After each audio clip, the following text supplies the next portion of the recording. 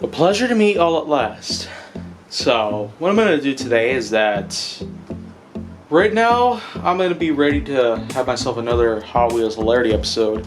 But first, you can see right over here, these are all 18 cars that I brought onto to put onto this particular layout of mine.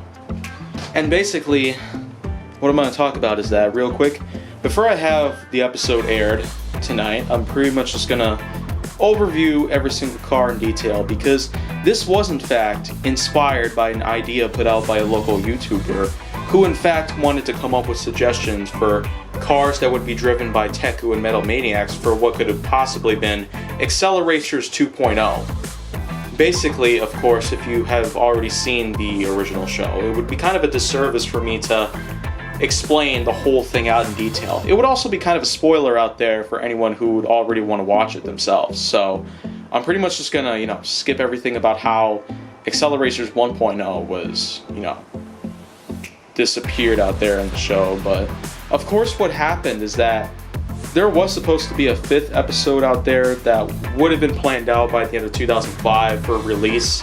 It would have been the 5th episode for the Acceleracers itself, probably the last one as well, but it ended up becoming canceled.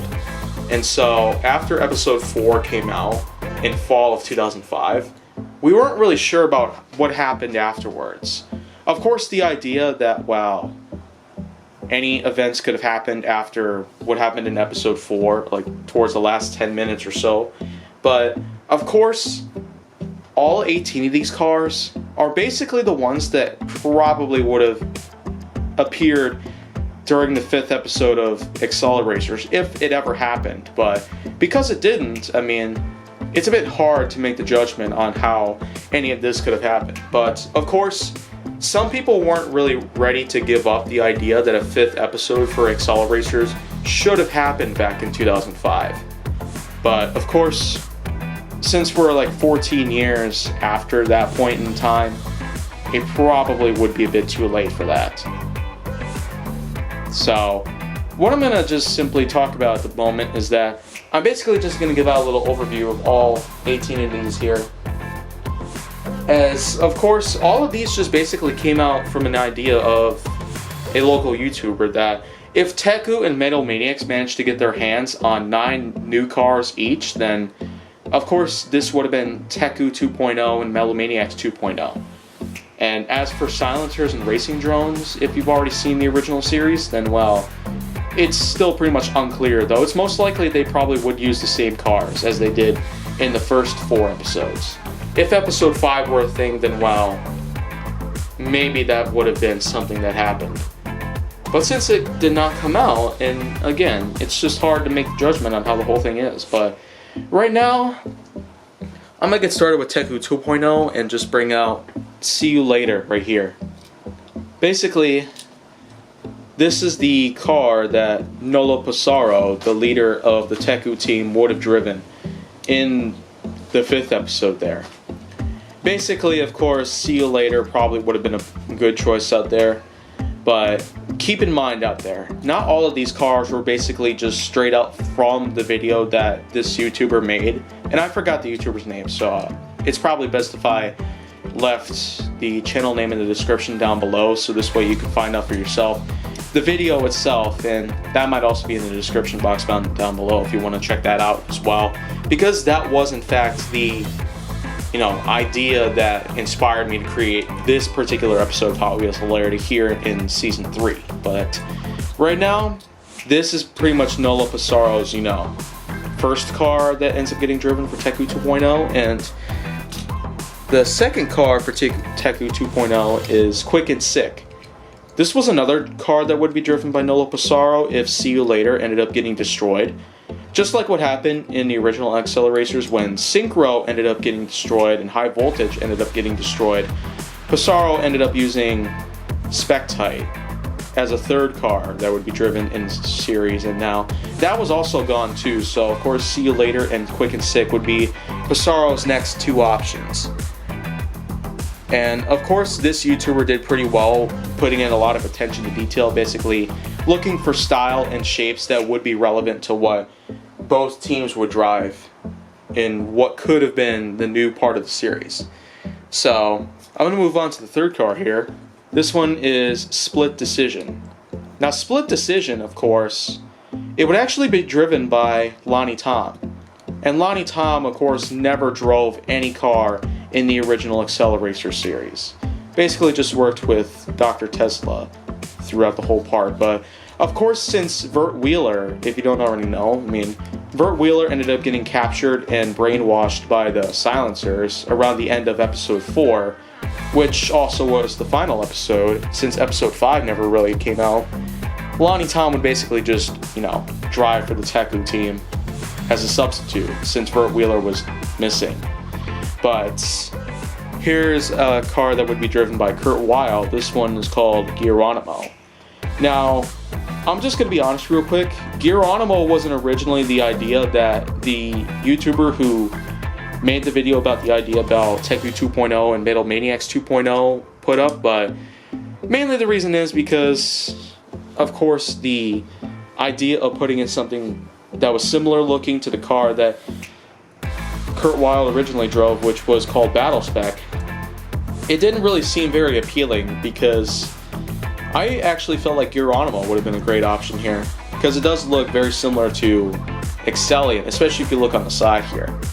It does appear a lot like Excellion from the Silencer, so it would be a pretty good choice actually. So instead of Tantrum, Kurt Weil probably will be driving Geronimo. Here's another, car that wasn't necessarily included in the original video, but this one's called Fast Fish, and this one would have been driven by Karma Ice, whom, if you didn't know, drove Chicane throughout the whole series.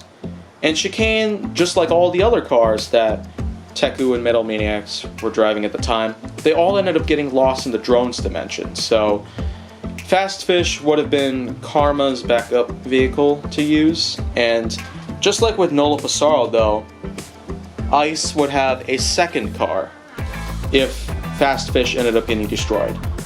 This one's called Ultra Rage, and of course this was built after, the remains of Power Rage, but of course it's probably a bit complicated how the whole thing would go down, so we'll probably just leave it at that. Ultra Rage is based on the design of Power Rage in a way.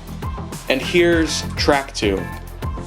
Now, this would actually be driven by Shirako Takamoto, which would actually be pretty appropriate, given to the fact that you look up here in the back, there's 2 large subwoofers sitting behind the seats.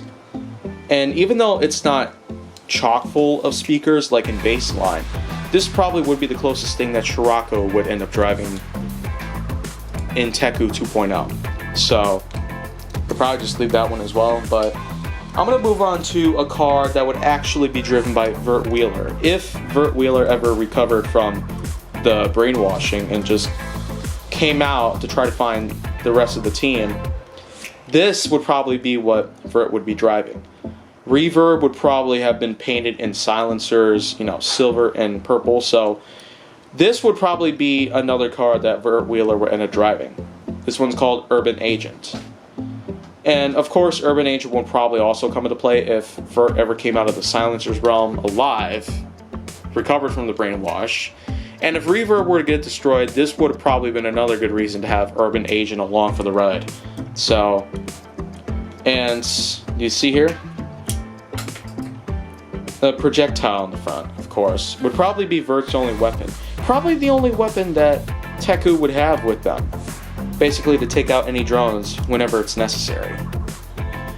And lastly, here's Nerve Hammer. So, just like with Drift Tech in the original series, Nerve Hammer would probably be a car that would not be driven throughout the whole part 5 in a way. So, I can't really say much about this whole thing, but so far I'm actually really feeling like it would have been a great idea to have a 5th episode put in.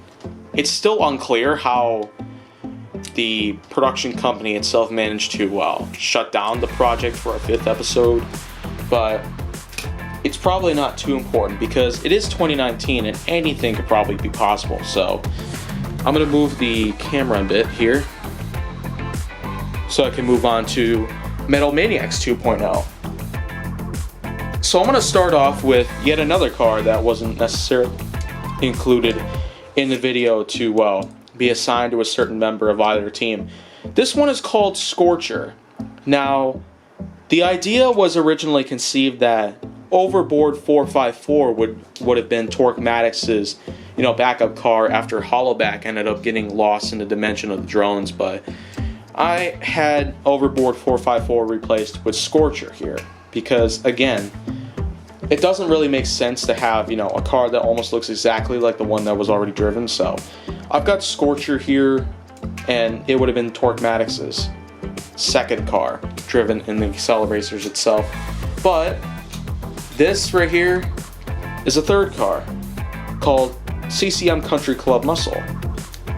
CCM Country Club Muscle, again, it looks very similar in ways to how Hollowback looks, but it's longer. And it almost looks the same way as the Governor it looks, except it just has a bit more of a classic muscle car sort of vibe to it. And yeah, this would have actually been another, great vehicle that Torque might have driven in Part 5 there, but again, the project was canceled, so there's probably not much we can do about it. But here, I'm going to move on to a car that would have been driven by Mark Wilde. And Mark Wilde, of course, is the younger sibling of Kurt Wilde. So you see here, this one's Rocog. And Rocog, of course, was originally conceived to be Mark Wilde's next car after Spinebuster and Flathead Fury both were lost. So, of course, that's another idea put into play. And here we've got Diesel Porkchop Rigs and Swoop Coupe. Now, Swoop Coupe does in fact attain the original sort of 30s Roadster look to it. And it probably would make sense because Porkchop has in fact had a few cars throughout the whole original Acceleracers. Jackhammer was based off of a late 50s wagon, and the design of Piledriver was similar in ways to a late 60s muscle car, like a Pontiac Firebird in a way. But now, I'm going to move on to yet another, car driven by... This one is driven by Monkey.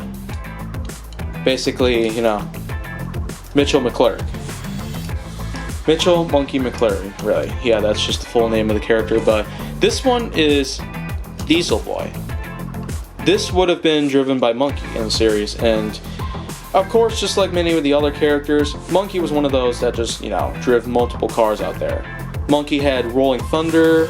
Monkey once drove Spinebuster and managed to get that destroyed in the Metro realm in the original series. And Monkey even drove another car called Ratified, which was also destroyed. So Monkey was, pretty well known for being very funny and being, known for destroying a lot of cars. But here is something that would have been driven by Taro Kitano. Now, Taro Kitano originally drove the 70 Roadrunner in Acceleracers, but right away in the episode 1 of it, it was destroyed. So Taro instead ended up driving Riveted. And of course, Catapult here, as you can see, would have not been the original idea that would have been driven by Taro, but Taro would have instead driven something like Roger Dodger. But again, Catapult here would have probably been a bit better, having sort of a Corvette-like feel to it, and I pretty much just want to leave it at that. So Taro probably would have driven, Catapult at most, just like in ways that Taro drove the Roadrunner and Riveted. And now I've got Brutalistic, which would have been another car driven by Porkchop if Swoop Coupe were to be destroyed as well. But this one doesn't really have a design that appears in similar ways to a realistic model.